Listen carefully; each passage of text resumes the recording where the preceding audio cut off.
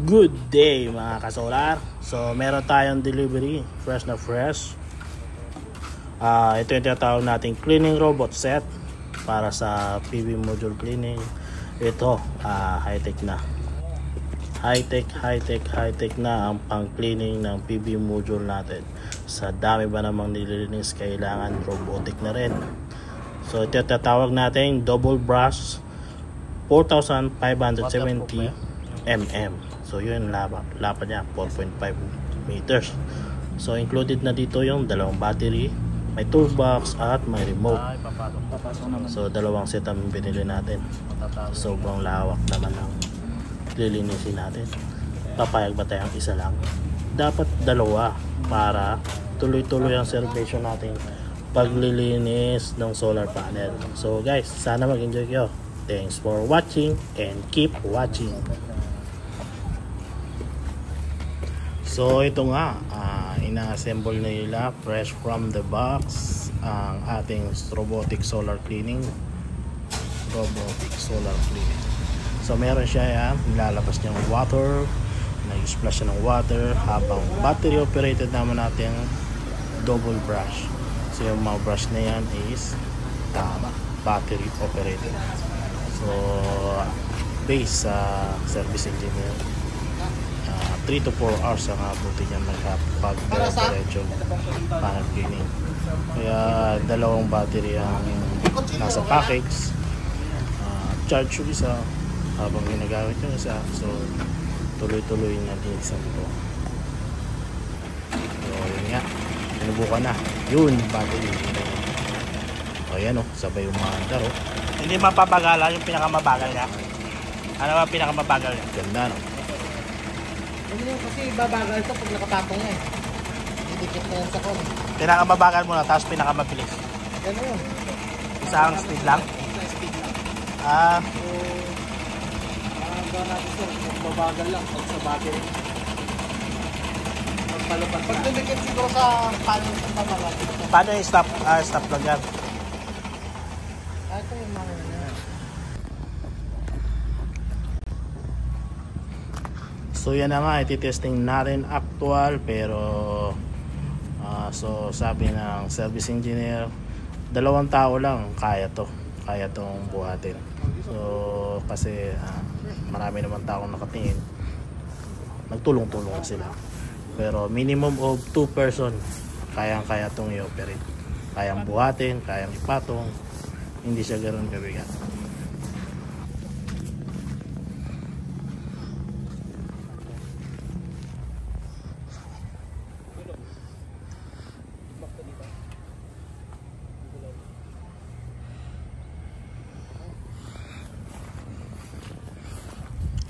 Sumakto yung gulong.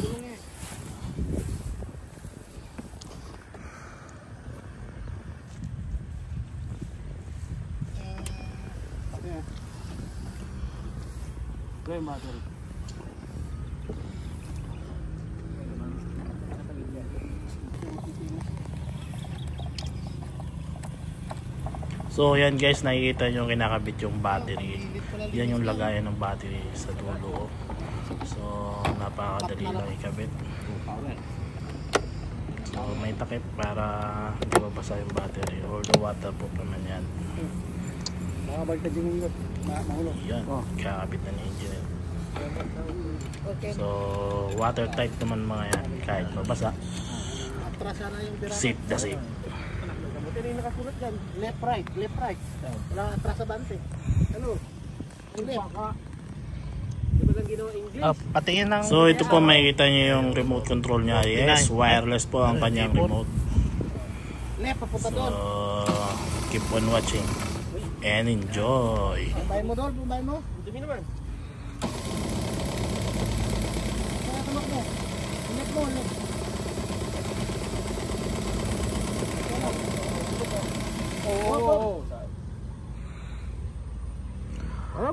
Ba't pinigilan nyo? Dapat titignan natin kung anong mangyari. Yan. Wala. Eh, kumana ng look mo.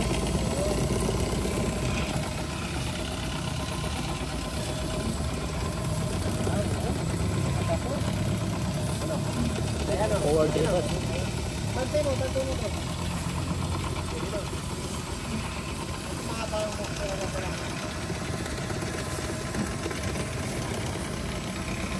Stop. I-send natin kahit 3 na bot, no? Sinusundan yan. Kaya sa clutch kasi sinusundan nila eh. Oh.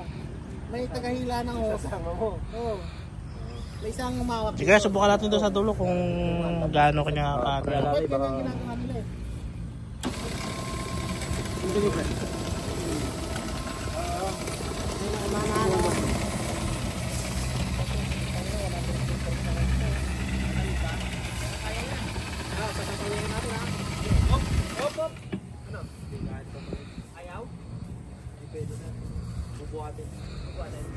So yan guys, Subukan natin susubukan itulak, kaya sana may tulak namin na para tuloy-tuloy para yung ilak hindi binubuhat pag may ganyang agwat. So isang dangkal yung agwat niyan per panel. Pero ang advice nila ng Dapat supplier, meron siya ritong extension ibuhatin. na gulong. Hindi niya kapakaya yung may ganyang agwat. So kailangan talaga ng Pangit pa ang planta to, mano daming buhat. putol-putol. So yan, mga ganyang agwat di niya kaya bubuhatin.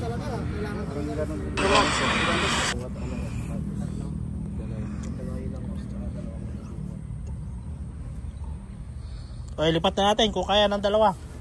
So yan guys, tinubukan nga natin ang dry panel cleaning. So pero yung produkto talaga na to, yung robot na to Kaya, is order for ka natin, kuya. wet panel cleaning.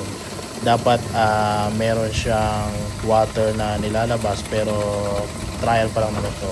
Sa susunod na video, panoorin natin. Sinubukan namin na may water. So yan, keep on watching. See you next Kailangan may vlog. tubig, Bye dito pa rin yung ano. bye.